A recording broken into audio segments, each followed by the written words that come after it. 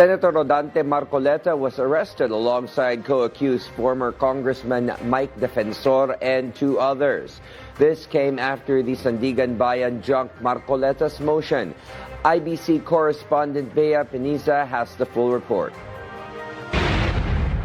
After being arrested by authorities through a warrant issued by the Sandigan Bayan, Senator Rodante Marcoleta has undergone booking procedures. At around 11:26 a.m., Senator Marcoleta was processed for booking. This came after the Sandigan Bayan denied the motion of Senator Marcoleta to suspend the hearing and stop the issuance of warrant. Authorities immediately placed the Sandigan Bayan under lockdown after the warrant of arrest was issued. Part of the booking procedures of the Criminal Investigation and Detection Group or CIDG, Marcoleta was also brought to the PNP General Hospital. He may remain there for up to 2 days for medical examinations. 72 na po si Senator Marcoleta.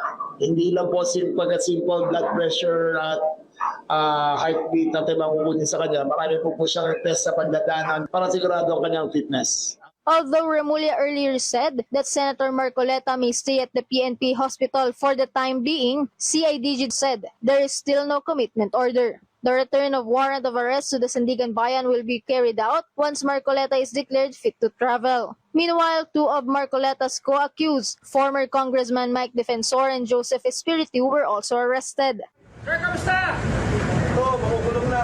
Ha? They are facing plunder and indirect bribery charges in connection with the alleged 75 million peso campaign donations to Marcoleta's senatorial bid last elections. They were transferred to the Quezon City Jail in Payatas, where they were now detained. Their arraignment is scheduled on July 10. Meanwhile, their co-accused Aristotle Viray remains at large. Bea Peniza, IBC News.